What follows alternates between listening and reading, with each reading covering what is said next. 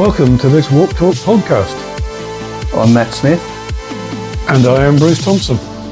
And together we're taking you on adventures in cybersecurity. We hope you enjoy the episode.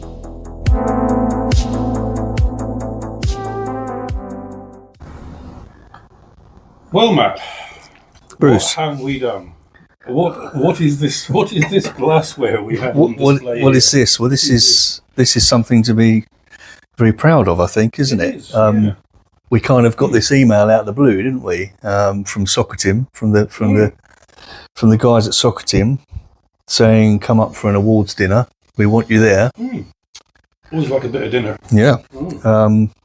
So we duly drove up there, didn't we? And lo and behold, thanks to a shed load of people who nominated us and voted for us, we were awarded with this Cybersecurity Visionary Award.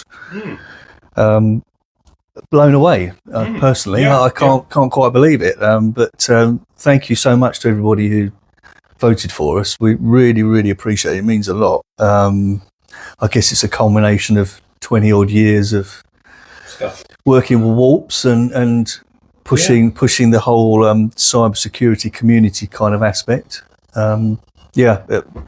Blown away. Yeah, I think that would be sort of my perspective on it. Really, that it is, it is a summation of lots of things that we've been doing and continue to do. It was a fabulous evening. Good to catch up with lots of people at the event who certainly I hadn't seen for a while. That's always a good thing. The event itself was really good. Really, just a shout out to the Socitm events team. Really smoothly run. Yeah, it all went particularly well. It was good. Yeah, it was very good. Yeah. I think there was quite a reflective moment towards the end. And a special sort of posthumous award for Tony Ellis. There was. That was nice to see. Yeah. Yeah. I mean, I think it was super good. He was recognised. If you hadn't bumped into Tony Ellis, I think there are phrases like force of nature and unique and all these things. Those things are certainly true. But it was just his overwhelming enthusiastic style for everything. It was supportive and yet challenging. It was, you're doing a good job. What if? I think it was just that really. Yeah. And I recall, I think it was the guy from Microsoft saying that he had managed to shape the way that Microsoft approached social care in the UK from a, a sort of application and perspective and a whole sort of Microsoft's whole approach to sort of supporting social care in the UK was sort of driven by Tony, which is quite amazing, really. Yeah, and right from the start, he'd always been a big supporter of the Warps, hadn't he? A real friend. And such a loss. I mean, it was just out of the blue as well. Yeah. I think he was just about to head into retirement, and I'm sure that was a massive shock for everybody working with him, everybody who knows him, and I'm sure his family as well. So. A big shout out from us to Tony as well, I think. Yeah, a really nice nod from Socitm to him, to his memory. Yeah. Right. Well, shall we, from that sad note, following that exciting note, shall we move on to another note? Let's do that. So, where to start? Well, let's drift back to, do you remember the bank holidays in May? Maybe the first bank holiday in May when lots of people were enjoying that well-earned break a few weeks after Easter and those pesky no-namers resurfaced. How can I forget? Well, yeah, same sort of thing, really.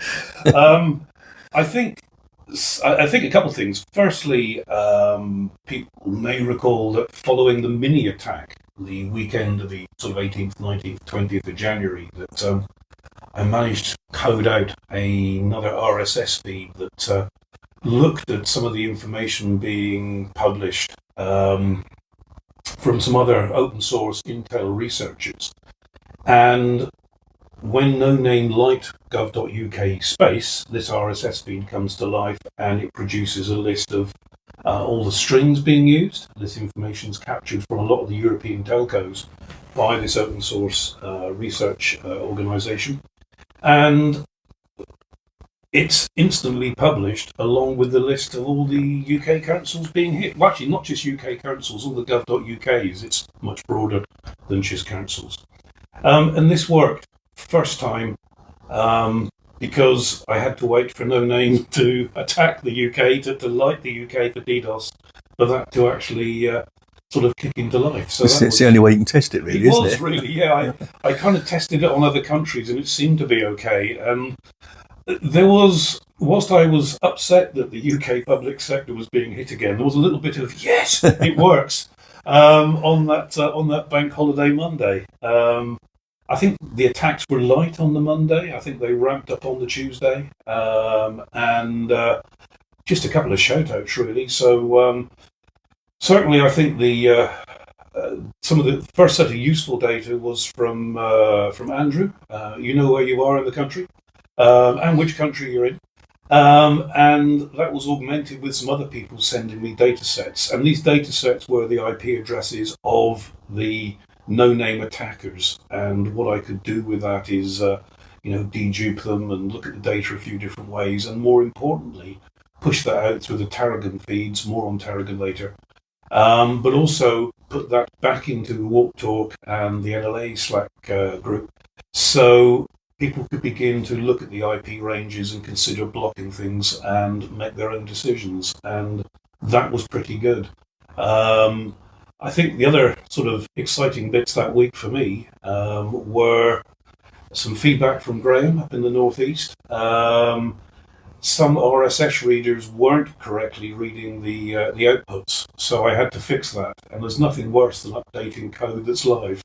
So I did a bit of recoding on the Wednesday evening, pushed those changes out, and also took on board a number of suggestions, one of which was not just publishing the gov.uk data, but also publishing other UK-based data. Yep. So when NoName, like the UK, it's a lot of gov.uk's, but also companies with potentially, gov.uk targets or other bits of the UK infrastructure. So parliament.uk.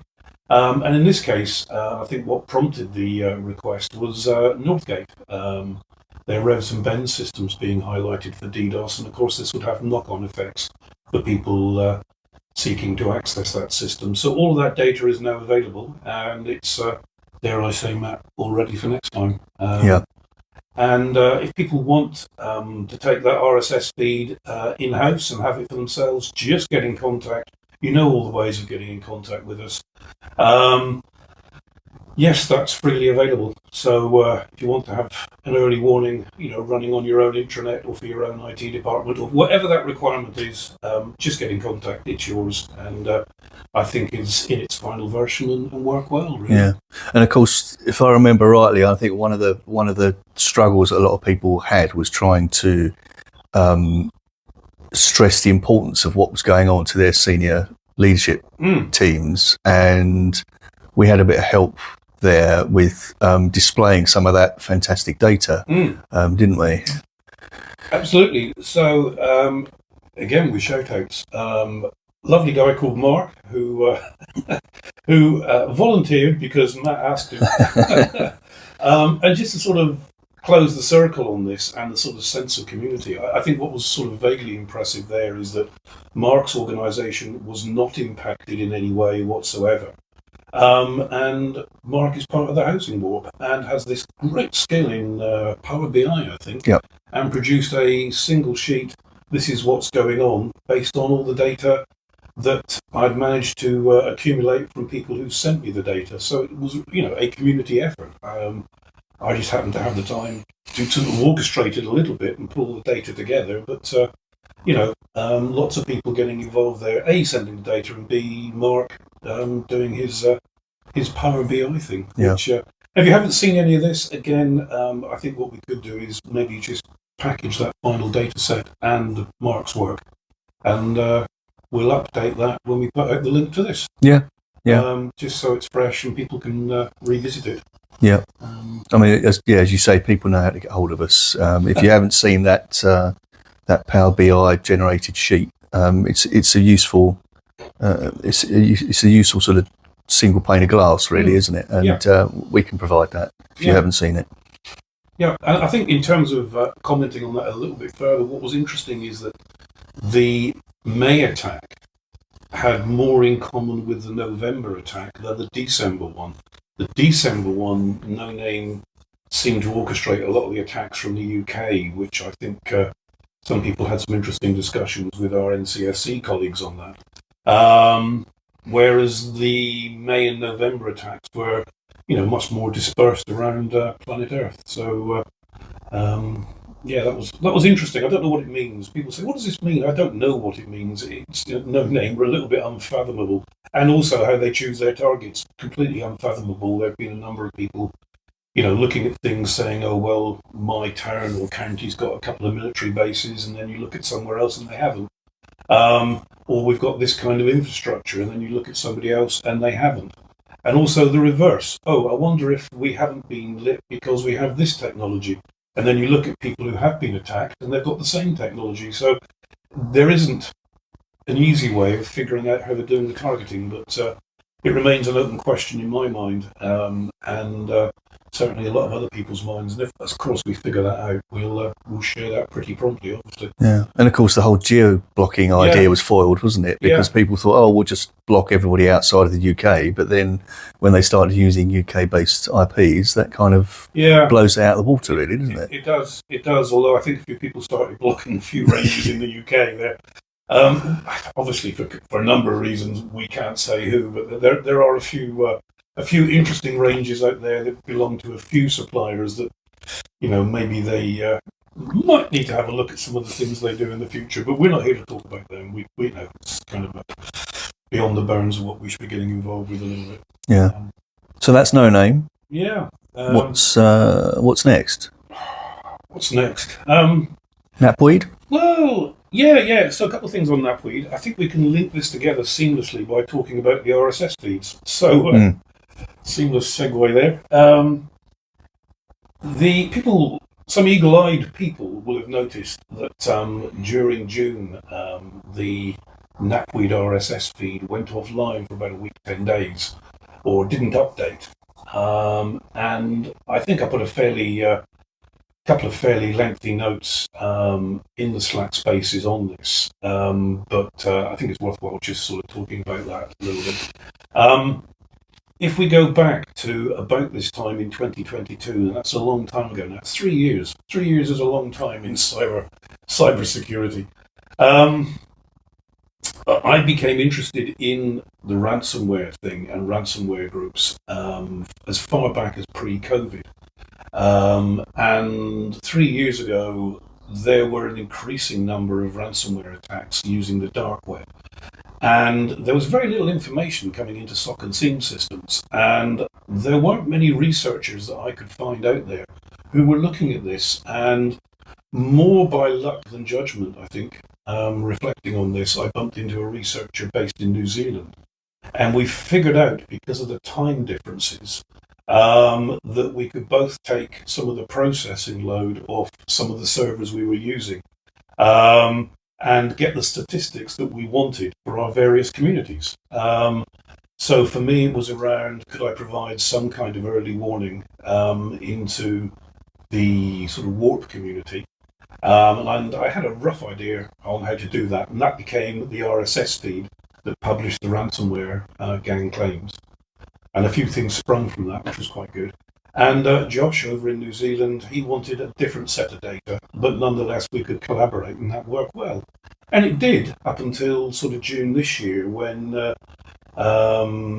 sort of some career changes, and also Josh, I think quite rightly identified that reporting on ransomware gang claims had almost become like a standard thing with lots of people providing this service one way and another, and less unique, and so of, lower value, I suppose. And so out of the blue, over a weekend, he just deprecated his service, turned it off. I got an apology note. It was quite a nice one, quite a long one. It was quite beautiful. It was it wasn't really an apology. It was just kind of, this is what I'm doing, and that's fine. So I did a bit of a repair job, and then I took it offline and sort of reflected on the value of it. And what was interesting was people got in contact that I didn't even know were using it, from all around sort of, the public sector. I'm not going to name too many names on this, but there were some quite unexpected people. And so I sort of rebuilt it. And I had a chat with a French researcher, and working with some data from them, and I've repurposed it. So rather than just listing all the claims, it just focuses on GB claims or UK claims. And this can be a bit tricky because of a range of things in terms of the speed of the research. And what you might find with this new feed is that it might correct itself a little bit over the passage of time. So it finds new stuff. It keeps the most recent attacks, so you haven't got to check it every day. You can go in every 2 or 3 days. And if it finds a new one, it'll put it in there, it'll leave it in there for a couple of days, and then it will fall out the back.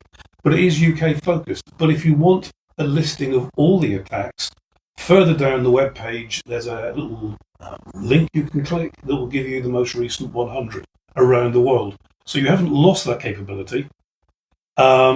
It's just that the narrative on the web page is UK focused, because typically we're looking at that for our supply chains. So I thought that would save a bit of time. So if an organisation is attacked and it goes into the top 3 and then it falls out the back, if data changes relating to that attack, as long as it's in the top 100, it will shuffle. It will still, okay. Yeah. That's clever. It's not just the top 3. It's actually it's over about 3 or 4 days. Right. So it's 3 or 4 days worth of attack data. Yeah. Which, my thought process there was really, folks, if you want to check in once or twice a week, you should be fairly up to speed. But if you want to check it every day, you can. It's tech. It doesn't mind how often you check. It has no feelings you'll hurt. It likes being looked at. It's curious like that. I thought that was just a good way of doing it. Yeah. And then the final link on there is I am trying to get a list of all-time ransomware claims. And would you believe this is more difficult than what I first thought? It's another great, that sounds easy to do. I'll just work with Julian in France. But I noticed a few things that that Josh had that he didn't. I also noticed a few things that a couple of other researchers have got that he hasn't. No, that's not a criticism. It's just really around how many of these pesky people do you check on a daily basis. I think that's around 260 at the moment. But also, you need to have been in the game for a long time and go back as far as you can. And at what point historically do you cut off? So do you go back as far as WannaCry? The arguable kind of outcome there should be yes, maybe we should. But then you've got the difficulty of researching some of those 2018, 2019 claims that were really difficult to find and they're no longer available on the dark web. So producing an all-time list is strangely more difficult than what I thought. But I'm going to beaver away at this across the summer and see what we can come up with, just because I thought that might be something people might want to refer to, really. That does sound tricky. It is going to be. Yeah. It's something to do on the holidays, really. That will be good. And again, just on Knapweed, the interesting thing there, of course, is that from that RSS feed, some people sort of said, "Hey, can I help with that?" Including your good self, Matt, really. And the Knapweed fusion cell came to life, and I think has done an awful lot, really, to support people who have been hit with direct contact with those organisations. And subsequently, we're in the middle of handing over to the ICO. I think we're recording this, and about a week's time, Matt and I and a few other deep undercover Knapweed fusion cell people are meeting up with the ICO's ransomware tech team, and we're taking them through what we've been doing on a sort of pro bono basis, and they'll be picking things up, and they're already beginning to work quite directly with schools, I understand. So that's a good thing in itself. But we'll be sharing what we've been doing with them and some of the tools and techniques. So I think this is slowly the wind down of Knapweed, but I will keep the RSS feed going. I think this is just really the ICO, picking up the sort of reins of Knapweed, really, appropriately for all of the UK. But we'll keep the RSS feed running and we'll slide that into Tarragon, I think. Yeah, I think it's important to say that it's, don't be alarmed when we say winding down of Knapweed. I think the fact that the ICO are interested and want to take it over, it's going to be a much more sustainable model if they are running it. So you're not going to miss out on anything. I think it's a good thing that the ICO are getting involved. Yeah, I think, Matt, I think some of the Knapweeders will attest to this, that we've had more than a few conversations in some weeks, in years gone by, saying things like, we cannot sustain this. When there are half a dozen tax in the UK and we're trying to get in contact with organisations, it can be difficult. I know you and I had conversations like that. I can't get in contact with these people, and let's hope we don't get any more claims tomorrow, because it's eaten up, days of my time just trying to get in contact with someone to say, you might like to know that you've been hit with ransomware, and some of the adventures we've had along the route. Like, I think one particular school reported me to the police because they thought I was doing the ransomware and I was the ransomware person. Fortunately, a police colleague was able to vouch for me, and that was all smoothed over fairly quickly, I hasten to that. And we've had a situation where a third-party supplier has been hit, and I've been on the receiving end of their consternations, if you like. And I think if the ICO had been dealing with it, they'd have been in a better position than the little old me trying to deal with it. So in some ways, I won't miss that. Yeah, and I think that is important. Knapweed is a bunch of people from the UK public sector community using their powers for good in their own time, and that's important. Whereas, being on the phone and saying, "Hi, I am from the Information Commissioner's Office and I'd like to speak with," has a whole different feel about it. Yeah.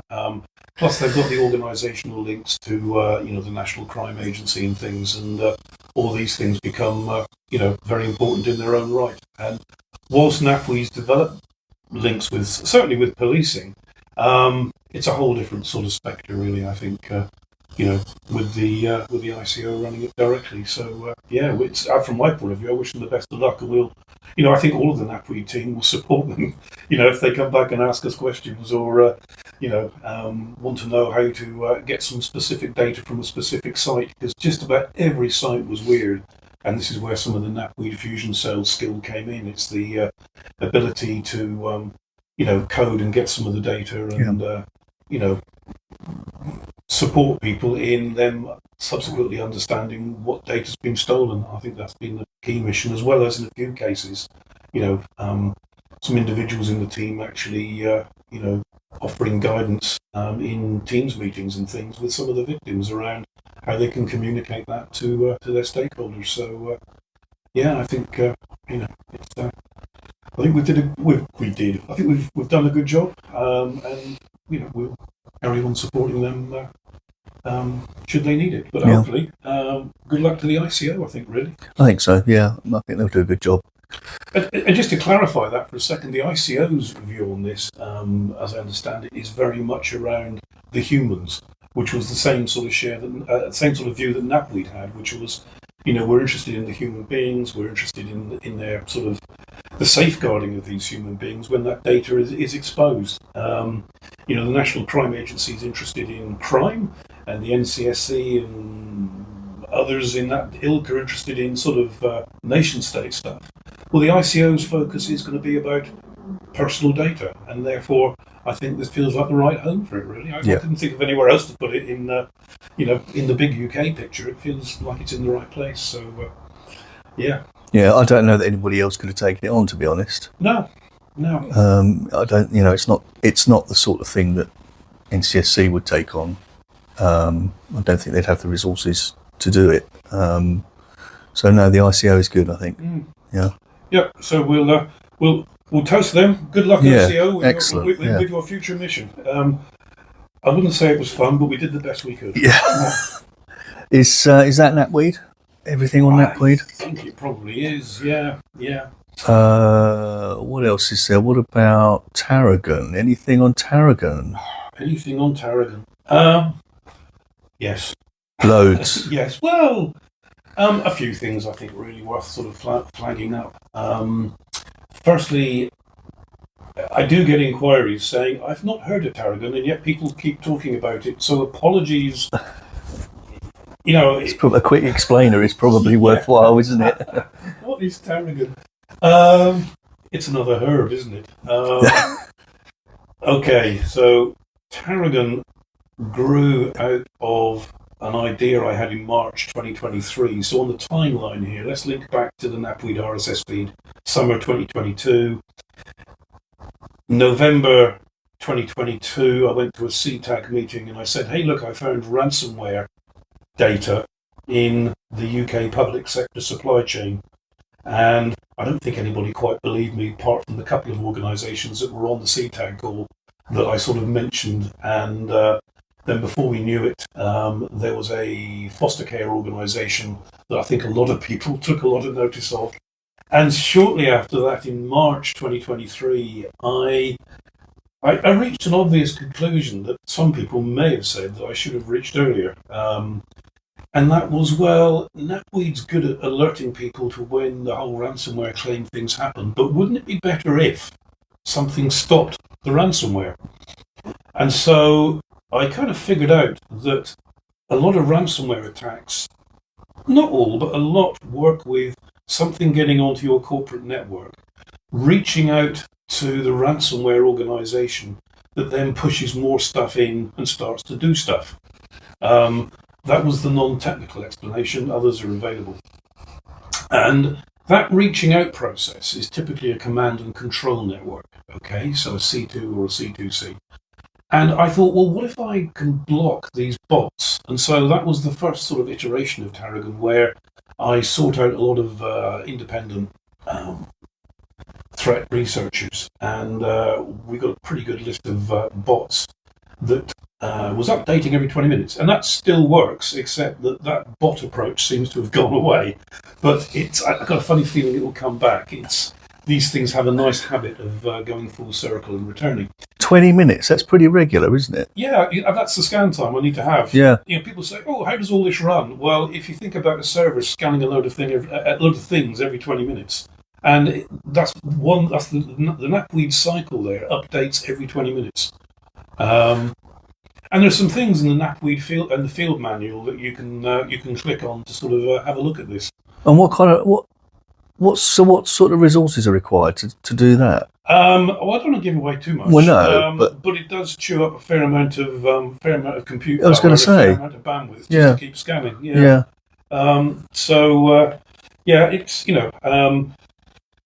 It's the Knapweed.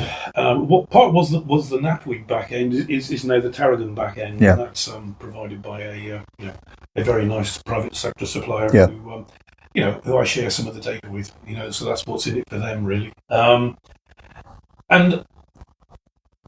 sort of the Tarragon project grew out of that, and it's been one of those things where it's been slowly growing, and I've been testing it with a few people. So a couple of people from the Southeast Government Warp. I said, look, I've got some other things here. Apart from these botnet things, do you want to try these on your firewalls and see if we can block that traffic going out? So if the attacker's on your network, you've got it blocked. And so that was some early work with some FortiGate products. That seemed to work quite well. And then I was put in contact with, via a European colleague, some researchers who were researching the scanning of external interfaces. And these are the interfaces that are scanned non-stop by initial access brokers. And these are a subcontractor to the ransomware gangs, and they look at routes onto your network. So if you stop or block their scanning, if you have a misconfiguration temporarily on your organization's external firewalls, if you drop that scanning, these people can't find it. And so that was the next set of data. And I began to sort of socialize that a little bit more around 2 or 3 of the warps that had invited me to various meetings. And that then led into what other data could I get. And so I started looking at how I could distribute this data better. So there were those two things kind of running through most of 2024. And about summer 2024, I started looking at data distribution, and was MISP, M-I-S-P, a method, and that was just too complicated, so we landed up at OTX. And then once I decided on OTX, I've been to like 2 or 3 warp meetings now, or events, where I've been able to talk about these. So certainly the Southwest and the Southeast warps earlier this year, I've been talking about these. And leading on from that, I think I'm over with Essex Digital for a chat about this, and I'm up at the Northern Warp event on the 12th of September. And it's really me kind of talking about Tarragon and socialising it a little bit. And so if you haven't heard of it, and you're up north, then a shout out to the iNetworks Warp event on the 12th. If you're in Essex, I'm sorry, I'll be at your event anyway. And realistically, you know, any of the warps around the country, just invite me along, I'll come and talk about this. There is the field manual. This is now about 20 pages long, and it talks about each of the things that Tarragon can provide. So it's Tarragon split into 3 things. There's the active feeds, so things you can do on your firewalls that block stuff. Blocks traffic leaving your network, blocks your network being scanned by the bad guys. There is the special stuff, which are the RSS feeds, so the NoName RSS feed and the Knapweed RSS feeds, as well as the kind of special Tarragon stuff, like that listing of NoName attacks. Yep. So we use the Tarragon OTX infrastructure to analyze that data and push that data back out. And then finally, there's the baseline indicators of compromise stuff. And this is really, I think, quite a major thing within Tarragon, because this again is open source and it's community driven. Where does this data come from? It comes from the UK public sector.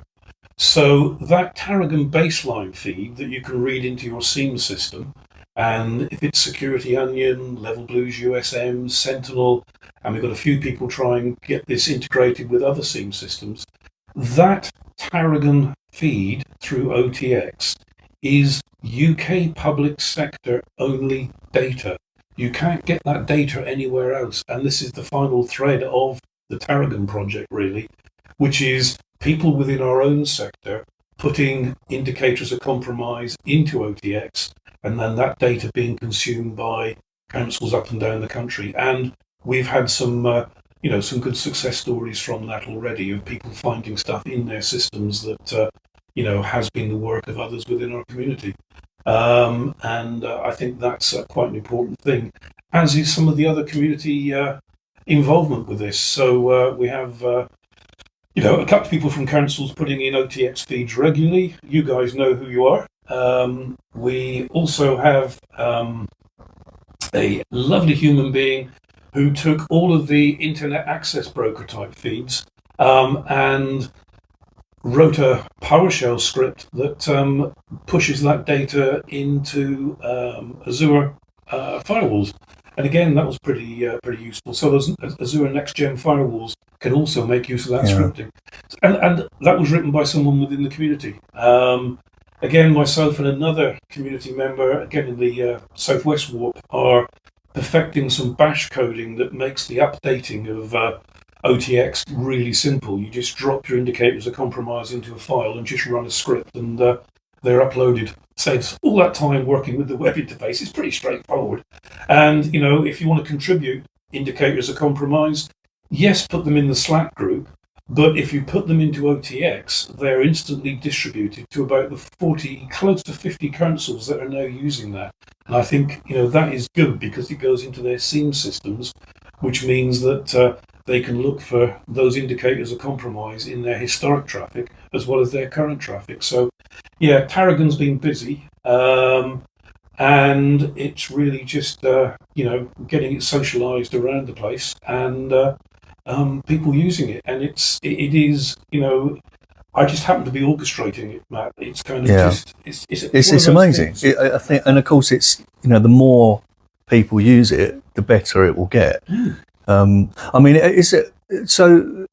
Implementing all of this Tarragon goodness, are there potentially any issues that may affect business as usual? Or Yeah, so I'm going to shout out to. I did a Tarragon workshop about a year ago, and there was this lovely guy who I've spoken to quite a lot over the years, and I'm going to call him Dave A. There's always a Dave, isn't there? And Dave asked this beautiful question because it was about a week, 10 days after the CrowdStrike incident. And he said, Bruce, all this stuff looks really good, but what if it does a CrowdStrike on us? I thought that was a bloody good question. yeah, Should I be swearing on the podcast? Sorry, everybody. I think you'll be all right. But no, I thought it was just a darn good question. Thank you, Dave. And I hadn't really thought about it. And I've always thought about the integrity of the data, the recency of it, the accuracy, and these things have plagued my thinking since day one. Because I felt it had to be good. It had to be, it couldn't be, the thought of doing a CrowdStrike hadn't entered my thinking because I was, dedicated to that never happening. So I hadn't actually thought about, well, what if? So I had a long, big think about this. And very simply, the answer to the question is this, that if you use the Tarragon Active technology that blocks people scanning your external infrastructure, even if there is a bad IP address listed in that group, it's not going to cause you any problem. No. Because it doesn't matter.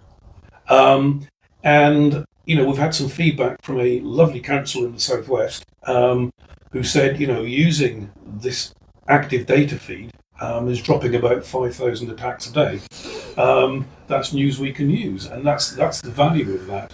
And not detracting from the question, but it's a no-brainer in terms of nothing can go wrong. You're just saying block these IP addresses, and the integrity behind that IP address set is massive. There's half a dozen PhD researchers and a Google summer of code to back that data set up. And even if there is a rogue one in there, it's not going to cause you a CrowdStrike moment. Likewise, the very worst thing that will happen in terms of the OTX-based baseline data that goes into your SIEM system is you may get a false positive. Well, if you're running a SIEM system, you're going to get false positives from time to time anyway, yeah. And probably a few false negatives if you're unlucky.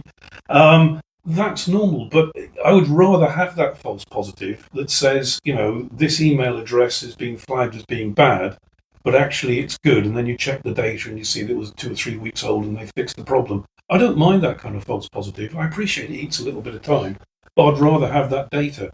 And it's not going to cause all of your systems to shut down. It is a false positive that your SIEM system was identified. That's kind of great in a way. It kind of means that everything's, working quite well. So from that point of view, I think it's, we are where we're at with it. I can't see us having a CrowdStrike at the moment. No. But I still think it was a darn good question, and one that hopefully I've considered. And actually, I think I reference it in the field manual as well. That if you want to start using Tarragon data, then the active feed that blocks those internet access, those initial access brokers, is the place to start. Really, that's probably the best thing to do first. Yeah. And then you can move on to blocking the Tor exit nodes because they do a bit of scanning, and that's probably where your data would go if you've been attacked. And then looking at that baseline data. Yeah. And, I'm aware of some work going on there to see if we can get that, some of the community feeds that we're pushing out, to see if we can get that into Defender, but that's proving a bit tricky. Don't ask me about, you can't ask me about that. I'll update people as we go along, but that's a sort of background project that I'm working on with somebody.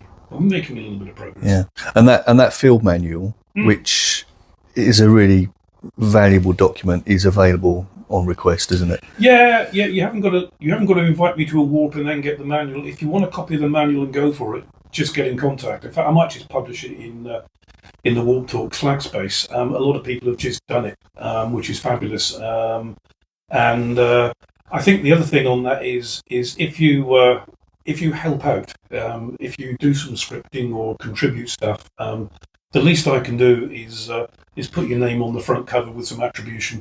Unless, of course, you would rather not, in which case I would respect that and not put your name on the front. It's in little tiny letters along along with everybody else's. So that's the least I can do. Really. Well, who doesn't like a bit of kudos? I mean, Well, there is that, but some people don't, so I'll just respect that. But I think that's the least I can do. I say it's just the background of the field manual. Really, it just started with me taking a few notes and taking things out of like the PowerPoint sort of presentations and things, and just putting them into a document, and then it grew into 20 pages. I think that's the most I've ever written in my life. My old school teachers, my English teacher would be well impressed with that. Thompson turning in 20 pages on anything never happened. But he was lucky for 20 sentences. Phenomenal. I think that's probably what he would have said, yes. Poor old Mr. Hill's no longer with us, but not to worry. Okay, well, I think it's probably about time we wrapped up. We've been stringing people along for a fair amount of time now, but we've got another episode coming up soon, and we'll look forward to talking to you all then. So take it easy, everybody, and keep fighting the fight. Yeah, what he said. So cheerio from me, cheerio from Trophy. Thank you again, and see you next time. Bye bye. Cheers.